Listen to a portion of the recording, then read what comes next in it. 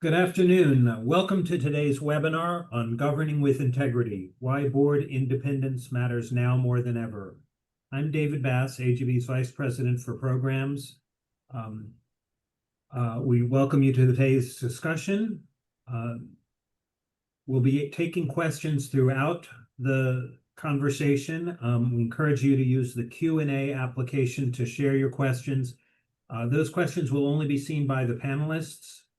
The chat function is visible to all participants. We're going to get started right away. Carlton Brown will be serving as our facilitator. He's a consultant and senior fellow for AGB and a senior executive search consultant for AGB Search. Carlton served as president of Savannah State University for 10 years and president of Clark Atlanta University for 8 years. He is the interim chair of San Francisco Bay University Board of Directors. Thank you, Carlton, for joining us and serving as facilitator. Barbara Gelman-Danley is the president of the Higher Learning Commission, an accreditor overseeing close to 1,000 colleges and universities. Barbara previously serves as president of the University of Rio Grande Community College in Ohio, vice chancellor of the Ohio Board of Regents, president of Antioch University McGregor, vice president at Monroe Community College, and vice chancellor at Oklahoma State Regents for Higher Education. Rick Lagon is an AGB consultant and senior fellow. Rick served for 14 years as president of AGB and filled other roles at AGB for 22 years before that. Throughout his career, he has provided advice and guidance to countless higher ed governing boards and has served on the governing boards of Spelman College, Virginia State University, and the University of Charleston. With that, I'm going to hand things over to Carlton, Barbara, and Rick to get us started. All right, thank you very much, David. Let me begin with a fairly straightforward statement. Board independence and institutional autonomy have been considered fundamental to effective higher education throughout the past century and until the current era, not only in the view of AGB and other higher education organizations, but as noted in many pieces of federal and state legislation. These concepts are put front and center. In fact, when other nations have expressed envy for our system of higher education, they have cited institutional autonomy and board independence as part of that. So, Rick and Barbara, let's get started with your thoughts about what board independence and institutional autonomy are all about. Why is it important to maintain board independence and institutional autonomy? Barbara? Okay, well, first of all, I want to thank all of you for being here, and for those of you who are board members for your service. It's a privilege and a challenge at the same time. Well, definitionally, autonomy and independence come together to say no external influence will be, you have to avoid undue external influence, and you have to focus on self-governance. So what I see is it's a very delicate balance, because as you're putting together your strategic plans, your directions, your mission, you very much will listen to your constituents. There's a difference between listening to these constituents and feeling obligated to change your direction or lead specifically because of them or one. So because so many different types of institutions are represented in higher ed and here today, and foundations as well, what you have is a situation where it just depends on the structure. It may be, how do you retain your autonomy and independence with the state, with the federal government now recently, with the tribal colleges and faith-based institutions, it could be councils. With community college, it's very much both the state and, in most cases, they are public, and your community. So you all have that to deal with. But what's happening, as you all know, is it's kind of like staying in your own lane on autonomy. Just as you work on governance versus operations with your CEO and others, this is a matter of what is the lane. And, sometimes I use the analogy of new cars or any cars now that will tell you, beep, beep, you're out of your lane. And sometimes I'll say to Margaret, wait a minute, I'm not going to hit that rabbit, so I'm going to make my own decision. But if I followed it every time, I'd be a little safer, maybe, because I know my lanes. And I think that's important for us, that what we're hearing are a lot of ideas for higher education, frankly, that we've heard for a long time. And just because somebody else is saying it, it may not feel as welcome to us. And I think that's very different than just fighting it along the way. So autonomy and independence means you are in charge as a governing board. And even if you come from an appointment that has extreme influence, you represent the entirement of the institution, and its mission and vision first. Rick? Yeah, thanks, Carlton. And like Barbara, I want to welcome everybody to today's webinar. And thank you for your service. And I was impressed by taking a quick look at all of the registrants for the webinar, that there's a nice mix between public institutions, public institution-related foundations, and their boards and administrators, but also a healthy number of leadership, mostly board members, I think, from private or independent colleges and universities, which reflects the fact that this whole issue, especially in the current environment, is not only a public sector of higher education issue, it is a higher education issue. I want to take a step back. I know we're going to get into the nitty gritty, and Barbara's introduced some important points already about board independence and how it works and how it functions and how it might be being a bit challenged today. But I want to step back and just put the whole thing into context. Carlton, you alluded to some of it. I was reading some materials and saw a quote from, I think it was his last, Derek Box, former president of Harvard, his last book, where he talked about, and that book goes back to at least 15 years, maybe more, when he talked about, quote, the eroding of public trust in higher education. That's not just today. So it goes back at least since he wrote that book, but even before then. And we can all pick our point on a history calendar and say that's when that all started. But we are in either the midst of, or the beginning of, or along the way we've been in it. I don't know. But there has been an erosion of public trust in higher education. And I think that also reminds us of the important and challenging role that the men and women who serve on our governing bodies, public and private and foundation, to protect what's essential. In this case, we're talking about the independence of their institution and institution autonomy. But again, before we really dig into it, I think it's important to ask, so these are important words, they're important elements of a board's fiduciary responsibilities, but what's at risk if we do compromise and do a give back or succumb to external pressures on what Barbara described of the sanctity of boards ensuring institutional autonomy through their own independence? There's a lot at risk. And higher education in this country is been in place longer than the country itself. So we've had institutions or colonial colleges that date back well before, well, over 300 years is the easy way to say it. And from the outset, and then confirmed in two significant Supreme Court decisions, one in the 19th century, one as recently as mid-20th century, we've had the debate over institution autonomy, in board independence and intrusiveness in that independence by all manner of stakeholders, often states or colonies themselves, leaders, governmental leaders, etc.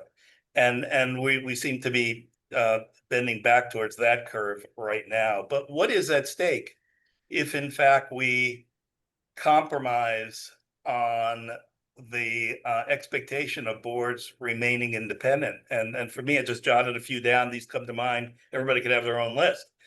But most especially for me is the recognition that the US model of higher education, as you suggested earlier, Carlton, is globally respected.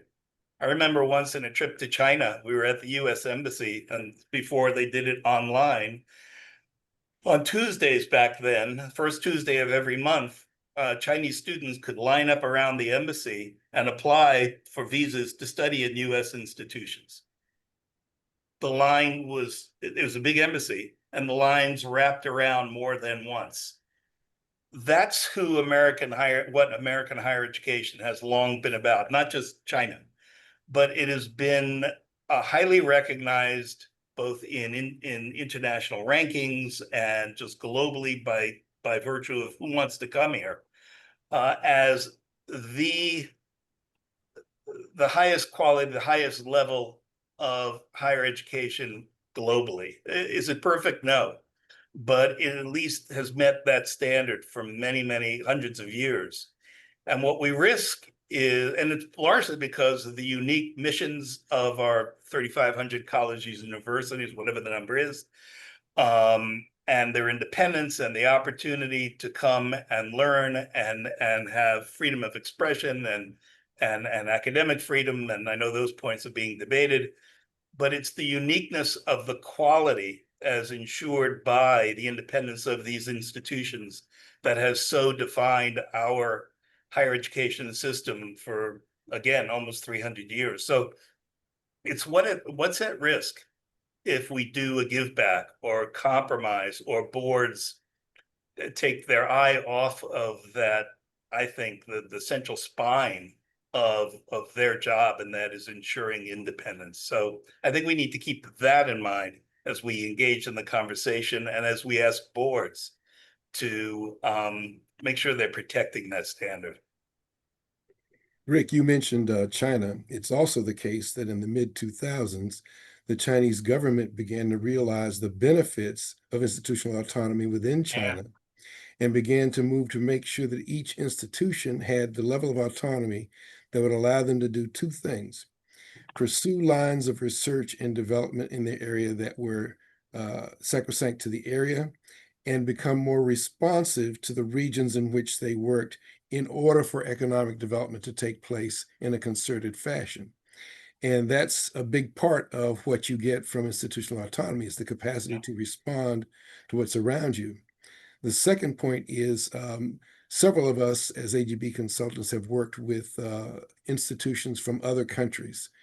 And one of the things we keep finding is that governments understand the relationship that has to exist between government and higher education.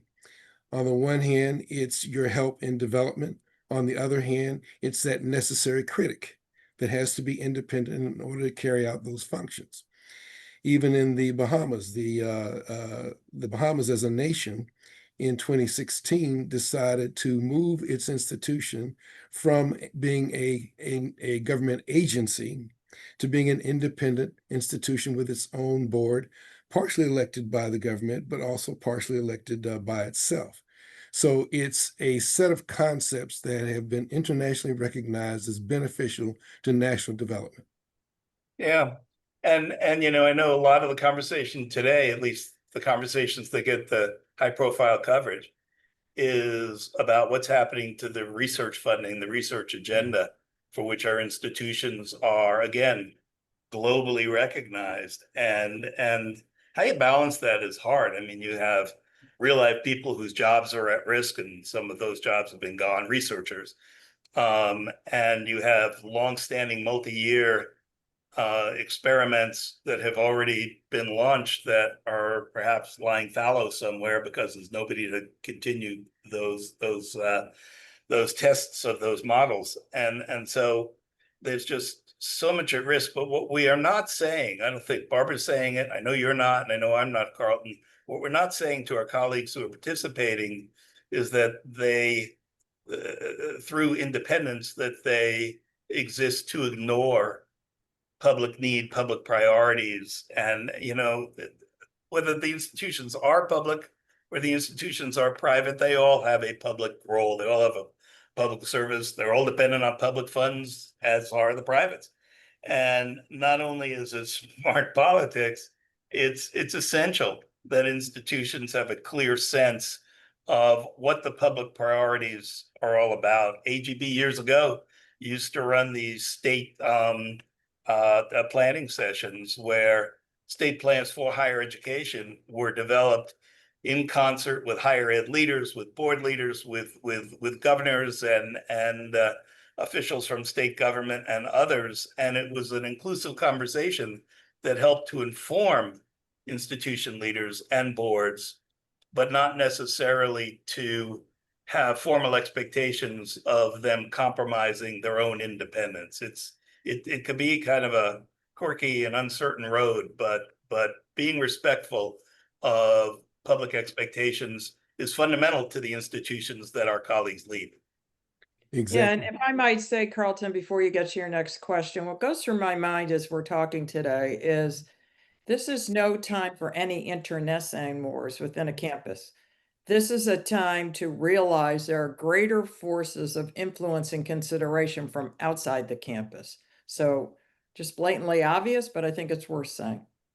But you're right, Barry, that goes back, sorry, Carlton, that goes Yeah. back to now perhaps moving towards a more fundamental detailing of what is independence because of that very point, how it works. And Barbara, getting into that, you earlier ran down a list of things that are threats to independence and autonomy. And I think most of those focused on public institutions. I want you to tie the privates into this and begin to talk about where those threats are there. Yeah, I will tie everybody into it. And to give you some context, as the largest accreditor for institutional accreditor in the country, we have all types. There's no type of institution that's not under us pretty much. So we have tribal colleges, community colleges, regional campuses, a lot of private colleges. And I myself have experience at private colleges and public. So I wanted to give you that context. And also, I have the opportunity to speak directly to presidents from all of those sectors on a regular basis who call just to be cathartic and talk about what's going on, not just about this is happening, what will it mean for accreditation, but moreover in a coaching kind of fashion as to, how am I going to keep my sanity and get through this? And that this, by the way, isn't just now, it's just exacerbated in the past 8 months. So what I would say is there's a great risk. There's a risk overall. I have two speeches ready. One speech is to tell off everybody and say what I really think about what's going on. And the other one is a compromise speech to make sure that we all stay in business. I will quote Ted Mitchell, who said, I really like this. He said, they won't break us, but we will be broken. So all of these things going on right now will likely lead to a long-term impact on higher education. There are a lot of bipartisan agreements on areas of higher education, like outcomes, student success, etc. But writ large, you could lose the very foundation of higher education, all the kinds of things that both of you have already mentioned. We need to adapt. I had down in my notes, it's a 200+ year system, so we'll go with Rick's now 300. And the private institutions as well. There's a list of 60 institutions that are under consideration for investigations for different things, and a lot of them are private. And I'm sitting here in Illinois, and we have a magnificent institution right out of Chicago that is a private institution, and they've been challenged as well. And you're talking very strong institutions. So it's what does higher ed offer us? The freedom to explore, the freedom to ask questions, the freedom to study and do research. I don't know about the rest of you, but anytime I go to a doctor and they remember or know I'm from higher education, that's all they talk about is the funds that they're losing in research. Fine institutions like University of Chicago, etc., cancer studies that could be halted.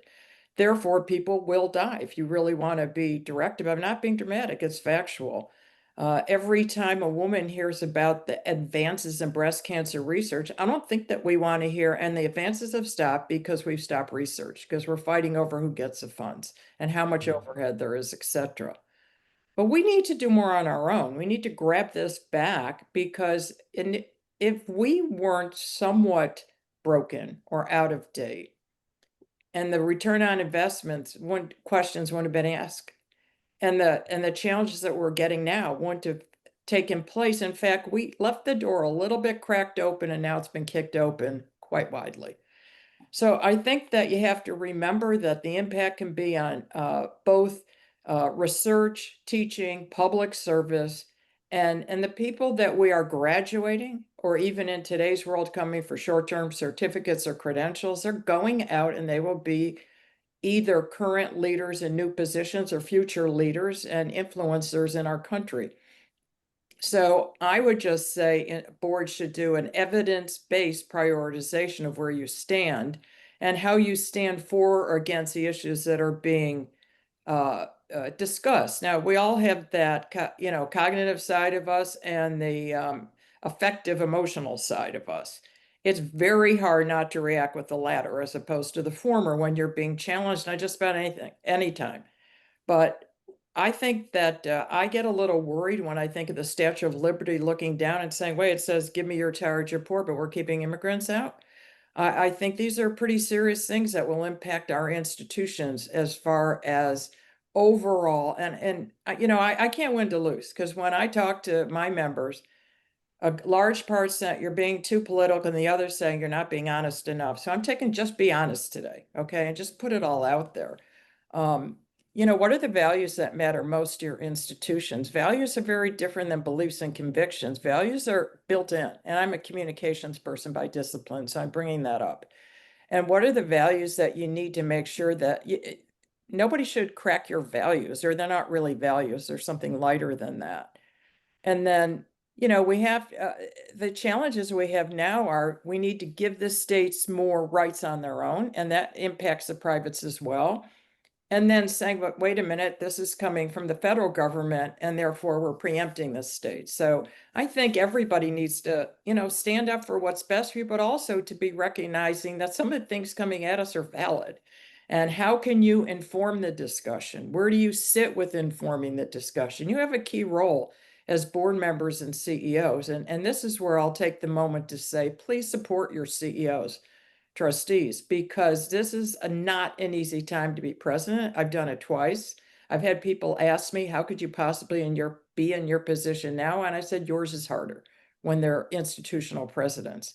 So I think that we're getting a lot of ideas. We don't have to resist all of them, but what can we do to make sure that we aren't broken, as Ted Mitchell said, that we have a long-term strategy for higher education? Exactly. One of the things that began to hit private institutions coming out of the recession of 2008 to 2010 were activist donors. Donors with big bucks. They wanted to help the institution, but help them in a way that would reshape the institution against the mission and against the positioning of the board. And in several instances, we've seen institutions that did not resist that and live to regret it, because it misdirects the institution. It puts the institution in a position where neither its CEO nor its board is in control of what happens. And some of the ones that we have seen go by the wayside in recent years, if you trace back their follies, it goes back to those kinds of incidents. Alumni attempting to over control, activist donors, all of those things begin to come at you. Yeah, and most boards, as have or should have, this is where we're going to take money from, and this is where our investments will be. And under all the tobacco settlement times, we don't want money from tobacco companies. I think we have a new era now. What else should you address that you need to put up a guardrail? Exactly. I think it's important, though, again, to go back a little bit closer to square one on this.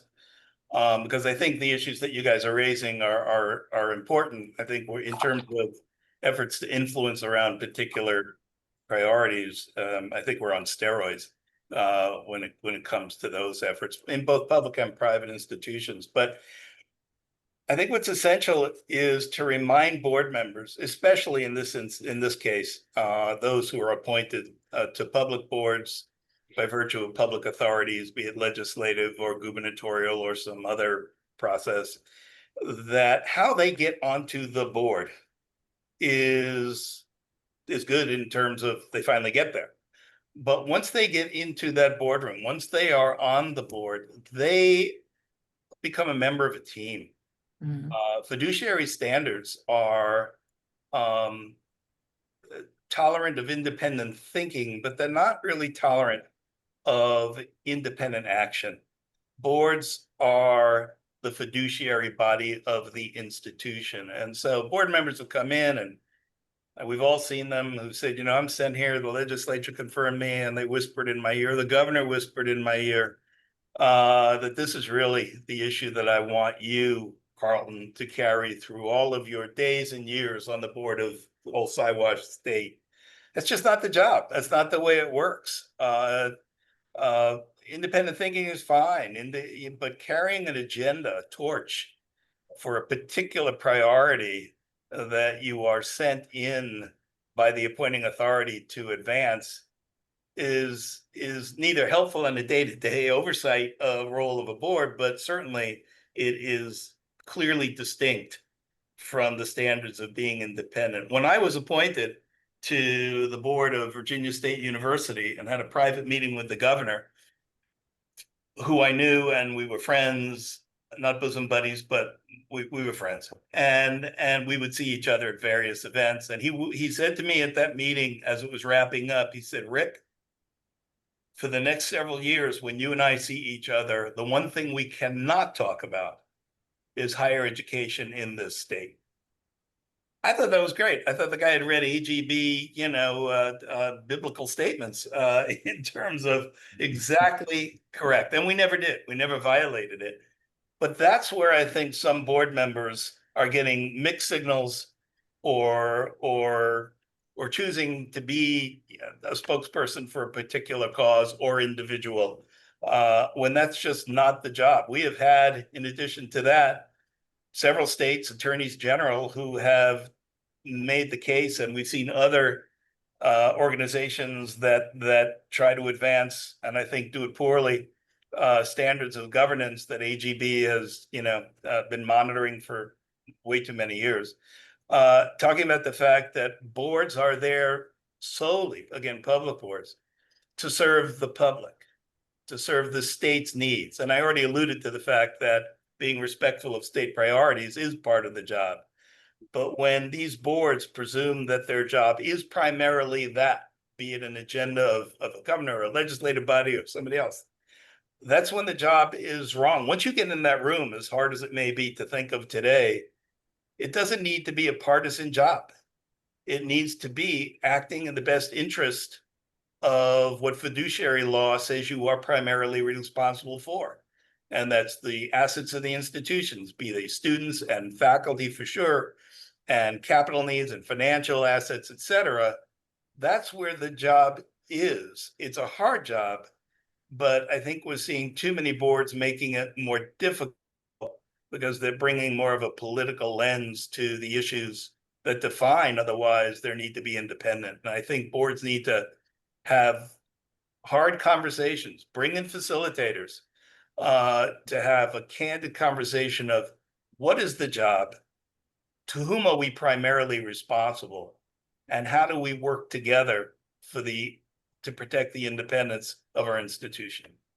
If we're defining state and the people as the 4-year term of a governor or a 2-year term of a legislative body, then that works automatically in contradiction to how higher education works. There's nothing higher education does that runs in 4-year cycles. Nothing. Everything we do is long range. The board's responsibility is to secure the future of the institution and in relationship to that state and that locality.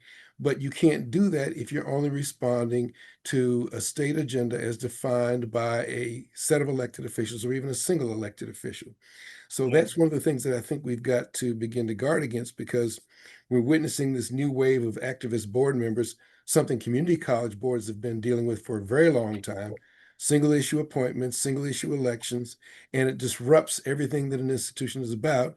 And the institution never really gets its work done because it can't stick to anything long enough to make a change. So those are among the things that I think we've got to say to institutions. You've got to find a way of orienting your members in a way that brings them to the mission and to the purpose of the institution and to their fiduciary responsibilities, which will always transcend the elective period of any official. Carlton, a shout out to Barbara and her colleagues who lead the other regional accrediting agencies. I've been in this business now over 40 years, and I've always respected and always valued the work of accreditors, but never as much as today. Accreditors are for some places, the last bastion of protecting what we're talking about: independence, autonomy, um, uh, for all the reasons we've already cited, and accreditation is under siege as well. We've seen the startup down in Florida and a bunch of states trying to align with a new and I think we have some people from Florida on the call, so I'll try to be polite. But man, that is just a bad idea. And so I think we need to everybody, higher ed as an entity. I think, and I wish ACE would do it. I hope AGB might do it, to do all that we can to protect the creditors. Because if accreditors get compromised to the point where, you know, they're firing just blanks, then what I've always seen is the most influential protector of independence and autonomy, not just based on AGB best practice stuff, but can really enforce it. It's got to be the accreditors. And I know Barbara's work intimately. I've leaned on it over many years, but I think all of higher ed needs to rally around that flagpole as well. And just do what we can to talk about the import of sustaining accreditation. Can it be better? You know, Barbara, they'll always say, yeah, but we can do all of it better. Higher ed needs to be open-minded about what its job is, student success especially, better. But I think accreditors do hard work. It's a big lift, and we got to make sure they hang in there. Yeah, if I might, Carlton, Please. I think the ball was thrown to me on that one. You know, I've seen it all, and it's been a very entertaining and interesting time. And I say that not facetiously, but honestly, I don't have to watch Netflix or anything anymore. All I have to do is be engaged with the work that I do because it's a serial issue. I have to say candidly that I have had very open communications with one of the states that you're mentioning, very open communications. I wasn't surprised about the new accreditor coming in.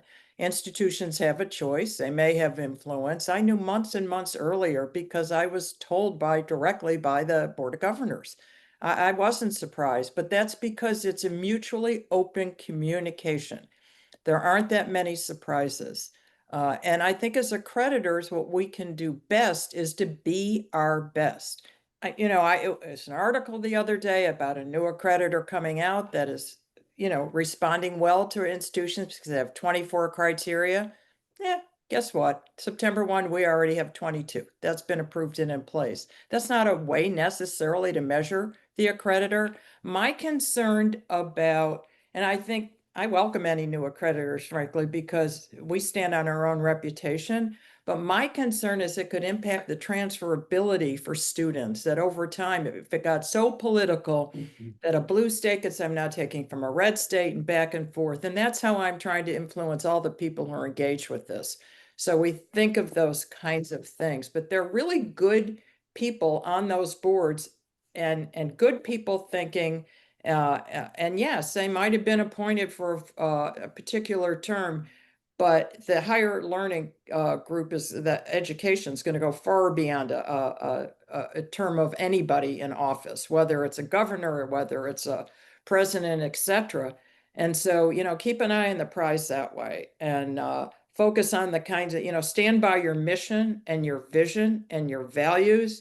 And think, to me, the only important stakeholder is students. You have to listen to everybody else. And I've observed, even when I was I was consulting before it became a college president, of an odd arrangement with two boards, and they were kind of disagreeing with each other. Fine now, but disagreeing with each other. And I said, I want you to imagine that all the students, the thousands of students at this institution, are looking through that glass window behind you. And if you think about that as a board member when you're making decisions, is it in the best interest of the students? That's the question. That's the question. I'm sorry, Go ahead. jump in on this. Hey, Carlton, you're talking about boards and vision. I don't think what I'm saying is all that funny. I get nervous when I've led over the years board retreats, board facilitation sessions, whatever, and there were no windows in the room where the board met. Because I always use the line that your job as a board is to pay more attention about looking at that window and what do you see down the road. That is your job. And Absolutely. no windows, that ruins my best line, but it misses the point. And so I think that's important. You know, if there are just a couple of three takeaways, I know we want to get to audience questions at some point, but thus far I think it's essential, public or private. Board members, when they get in the room, after they swear allegiance and to the Constitution or the state constitution or to whatever, they need to leave their ideology outside the room. Mhm. Fiduciary responsibilities, independence. It doesn't work when there are ideologues who think they're on a mission, and that's just important. Secondly, the focus on independence. I think Barbara said this way before, and that is, it's all about independence as the primary. It has to do with loyalty. It has to do with care, to bedrocks on the fiduciary law. But focusing, are we acting independently and protecting both our students' interests, as Barbara said, but also the autonomy of our place? And if they're not, there ought to be structures within a board. I know it's hard. You know, it's easier in private boards that if a board member is just never showing up or just wrong, a bad fit, you could say, thank you for your service, go somewhere else. Harder in public boards. There needs, however, to be a structure on the boards of public and private institutions. Strongest committee of any board needs to be a governance committee, because some of those committees, they need to have the people who other people will listen to. And it doesn't have to be browbeating, but it has to be clarity of reminding people who just don't quite get what the job is as opposed to what the job is not. That committee needs to be there. For those of you who are on this webinar, especially among the publics who don't have a thriving, highly trusted governance committee, you ought to get yourselves You ought to one. get one.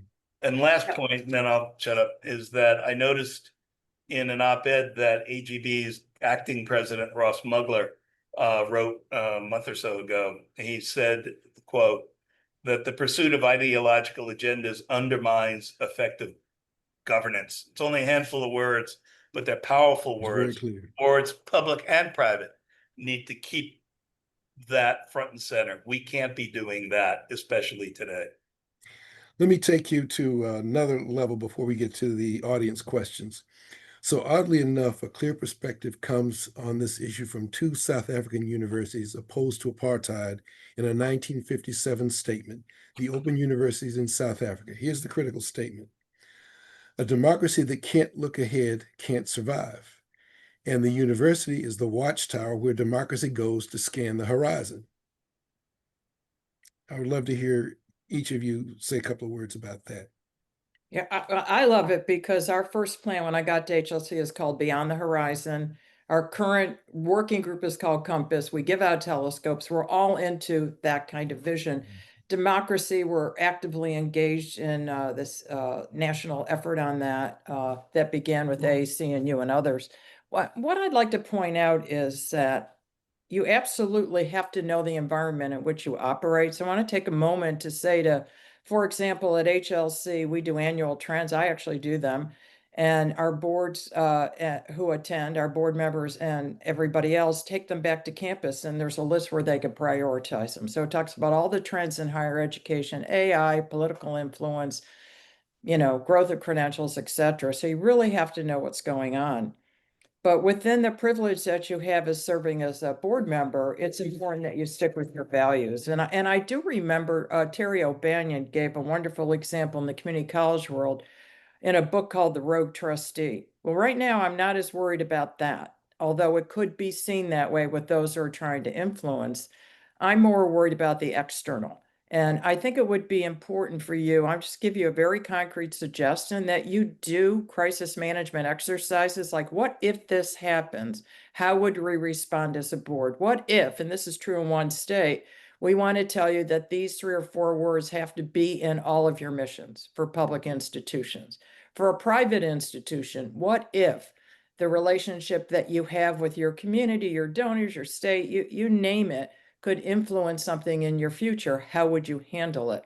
What if, like one college, your students protest at a baked goods place over an LGBTQ issue and it becomes a multi-million-dollar fine?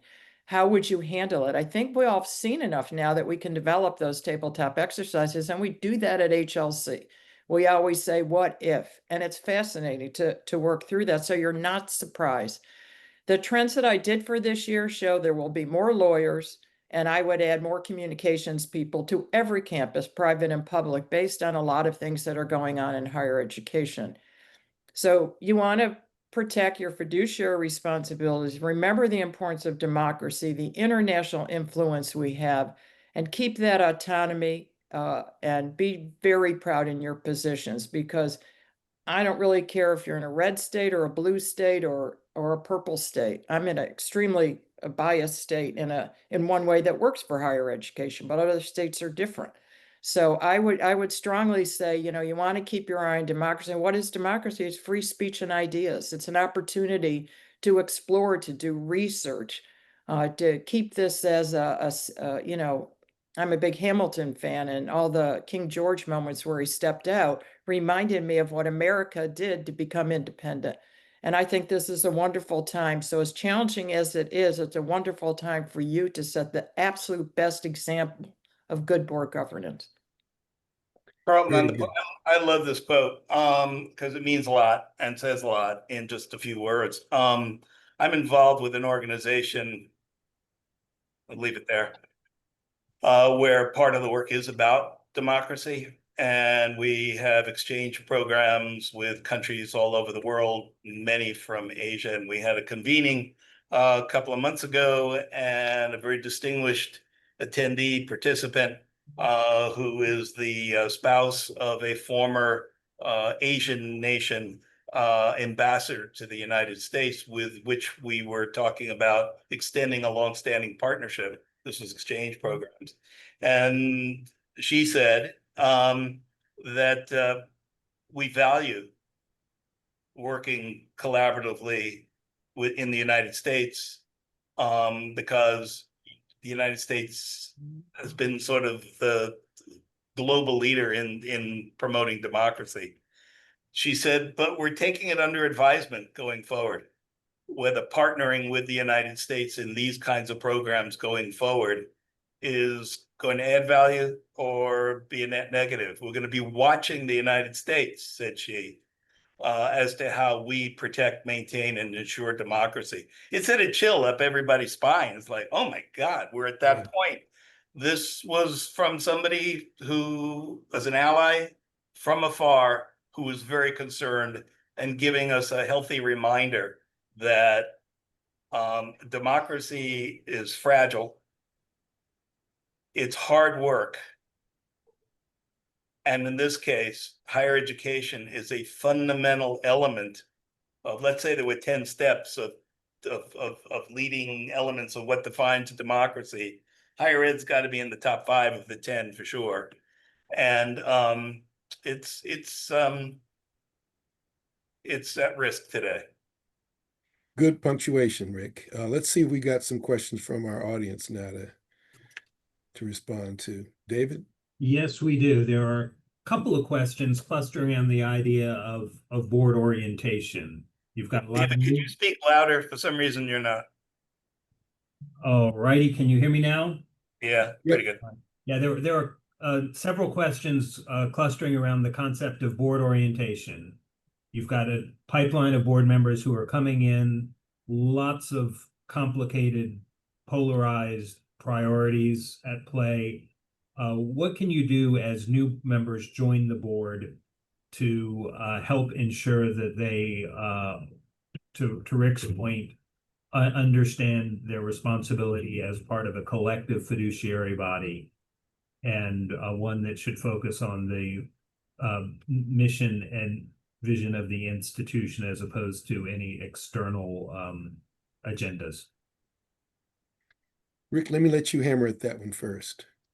Me, you call on me? Okay. Rick, Yeah, lots of ways to answer that good question. And as you, I think, just said, David, it's relevant both to public governing bodies as well as private, although there may be different ways to approach it. I've been asked, I think you probably have, David, you probably have, Barbara, I know you, Carlton, for sure have been asked to, hey, can somebody from AGB, can you guys come out and do an orientation for our latest class of new board members? And I would say, probably you would say the same. Yeah, sure. When? And let's see if it could work.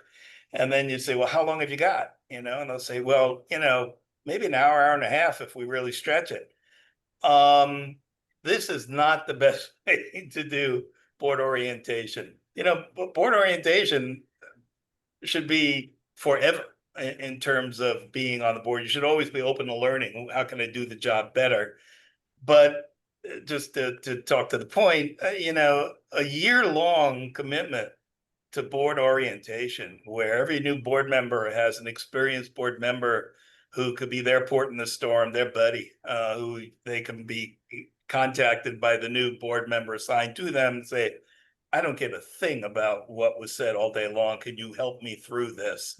So just straight out learning. Some states, I don't think all, and I don't think enough, and those that do, not necessarily perfect, run required board training, at least on the way, perhaps either on the way into the job or within the first year or so of being on the job. I think that's too long an opportunity. It should happen sooner. I'm a big fan of learning the job before you have to start doing the job, and then while you're on the job. But some states have done that, and over the years, we've had a chance to help, AGB has, to influence those programs. Where they stand today and how they are put together, I think needs to be taken a look at. But that's not a bad way to go either. But the bottom line is that this needs to be ongoing opportunities for board members, not just to hear the president and the board chair just yammer on about, the sky is falling or what our financial priorities are. They'll get to that. But the whole idea of what the underlying responsibilities of a board as a fiduciary or board members as fiduciaries, what's that all about? What does it mean? What is autonomy? What is freedom of speech? What is shared governance? Especially what is shared governance today?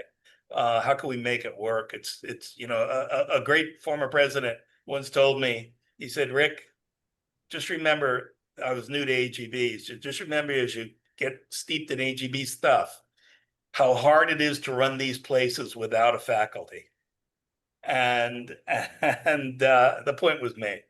But I think boards especially need to have a healthy understanding and respect for the important work of faculty and to partner with them to the extent they can. It's not really shared governance in the sense that boards are giving away final authority, but it is a welcoming process to be inclusive of input from faculty. That needs to be a part of it. So there's all manner of things that need to be educated, but I think time needs to be devoted over a consistent basis for maybe up to a year, and states could be helpful as well. But a primary course of all of it today needs to be about what's the fundamental job of a board. And if we think it's protecting independence and autonomy, as I think the three of us do, then that needs to be emphasized from the jump and go from there.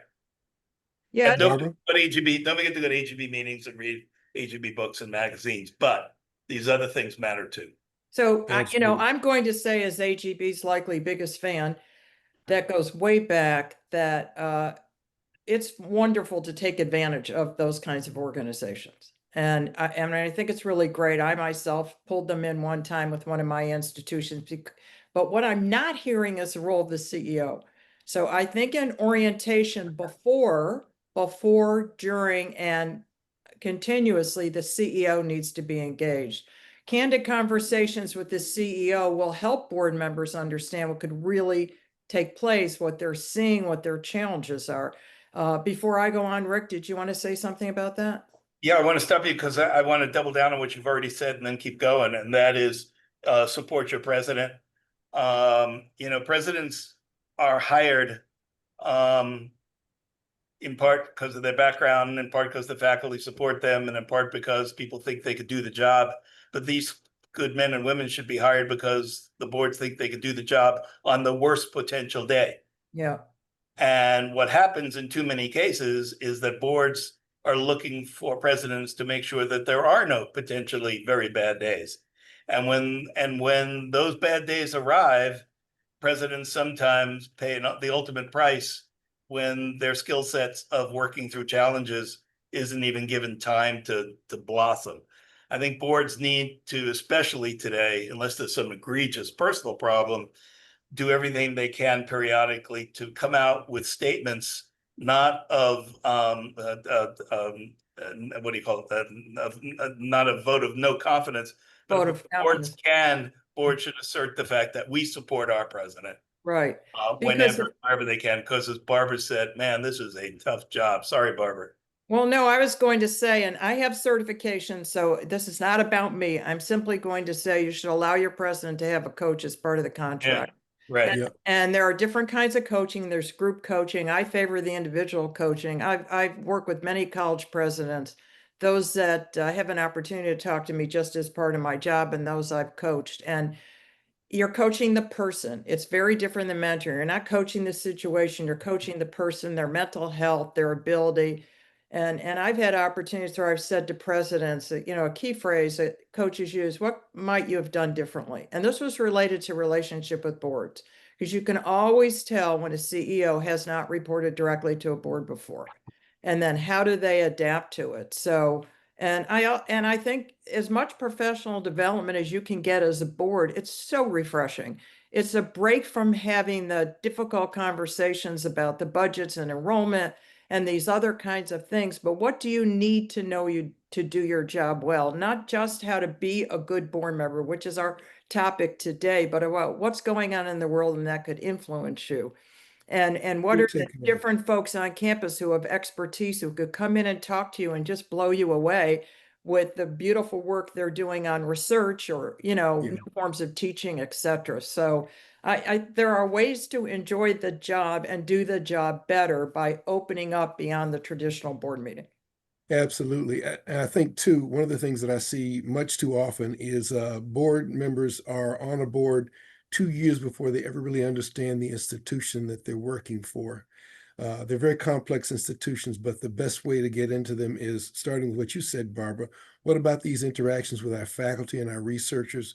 What about really experiencing the student body in some critical moments? It impacts in the sense that it's got to take them away from whatever this agenda is they came in with, whatever they think they're going to get done when they come in, to really understand what this institution is all about. And then that becomes the context for your decision making. David, you got another question for us? We've got several questions. Okay. Couple that speak to the real focus of this conversation, which is why board independence matters now and matters more than ever. One, somebody would like some guidance on where the board's responsibilities sort of begin and end as it relates to protecting academic freedom and freedom of speech. And Barbara, you talked about students being the most important constituency and stakeholder group. That's why everybody's here in the first place. How do challenges to board independence end up impacting students? Well, I mean, I'll just say quickly that if you're focused on the wrong things, you're not spending the time to focus on the students. That's a big thing. If you're focused on having to deal with all these external influences, you're not focusing on the students. But I think engaging students and listening to students is always about the most refreshing thing that you can do to do your job well. And students like to speak up. I particularly love being at an adult campus. I've had opportunities to be a president of one, and there's no holding them back. And they're going to say, and they're going to give real life examples. And when I went to college, I loved the opportunity to just speak up on any issue. And I think it's important to protect that as long as there's no danger involved, and put the guidelines in place on your campuses so it's fair and reasonable. And civic discourse is much different than just, talking about your side and seeing different viewpoints. So it's challenging, and God bless all of you who are doing this, but it is the board's role to step up. And sometimes that protection is protecting from external influences or donors or boosters or all those kinds of folks as well. So on understanding about independence and how that what was the first part of that first question, David. How it relates to sustaining academic freedom and freedom of speech. Well, they're integrally linked. I think where boards need to begin is a clear sense of what does it mean to be a fiduciary? What does it mean to be a fiduciary on a fiduciary body? Board members are fiduciaries. The board is the legal entity of being a fiduciary. What the heck does that really mean? And AGB has excellent written materials on that, but we also have specific experts. And you can also get a great expert on that by bringing someone in from your regional accreditor, because they're checking this out anyway when they are reviewing your institution. And they're more than willing, I know Barbara is, to come or to send experts in to work with your board at any of those special sessions of your board to review what does it mean, what is care, obedience, and loyalty? What does it really mean in a practical sense? And how do they inform the standard of protecting board independence? So I would just start right there. Secondly, in terms of academic freedom, you need a healthy policy. The board members need to be, we have written materials on that as well, right? AGB still does, David. And it was one of the better pieces that we did at the time, as I recall it. And I think board members need to know, what is academic freedom? What does it mean? Again, at a legal sense, what does it mean? And how does it influence our role as stewards who are ultimately accountable as a fiduciary to make sure that our campus can attract even provocative leaders or faculty, that they are protected with a strong and healthy but appropriate policy related to academic freedom. And the board should review and have a clarity of sense, maybe from general counsel. What the heck does all this legal mumbo jumbo that defines our policy document about academic freedom? What does it mean? What does it mean in terms of our role?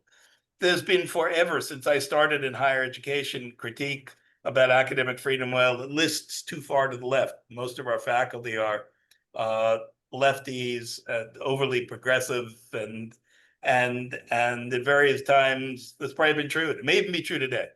So I think boards need to be open-minded about a fair and balanced makeup of faculty as part of the vision, as part of the mission. But academic freedom itself needs to be inviolate. It needs to be clear. And if the policy isn't current or the board doesn't understand it, take time to review it. And if you're not following it, change the policy to make it more current and follow that. But it's fundamental. I think boards also need to understand the difference between academic freedom and freedom of speech. Oh, yeah, absolutely, Carl. Academic freedom absolutely pertains to the structure and rules of disciplines and how they work and what is available to faculty to speak on within their discipline. Freedom of speech is the protection of a general right under the Constitution for all citizens to speak whatever it is that they wish and be able to define those rules as well. But I think we need to make clear distinctions there. There are, yeah, I should have said that. And especially what we've seen over the last year and a half that has created a lot of the chaos and tumult that we're fighting about in higher ed relates to freedom of expression. And boards need to understand that one. And too many boards that I've worked with anyway are inclusive of men and women who bring their point of view, which is fine. But it can skew the real policy and expectations of what freedom of expression needs to be. If we don't really protect freedom of expression on our campuses, it goes back to the whole democracy question. Yeah, and we set the example at colleges and universities. We just have to say, yes, we've had a liberal lean in many cases, but not across the board. I've been at both types of institutions, both extremes. And I think it's important to realize that as higher education is being examined and we examine ourselves, people are watching and it will be mimicked in society. So we want to do it the right way. Absolutely. Critical point. David, I believe we've arrived at the end of our hour, but you probably have some questions left. So how do you want us to proceed here? Well, I will wrap up by saying thank you to you all. I think Barbara's point about the role higher ed plays as an example is a good place to end. And Rick's point about keeping your eye on the horizon and the really important issues. I'm going to ask Sierra to share a couple of slides. Some of the questions have been asking about board orientation, board education, guidance to boards on where their responsibilities stop and start.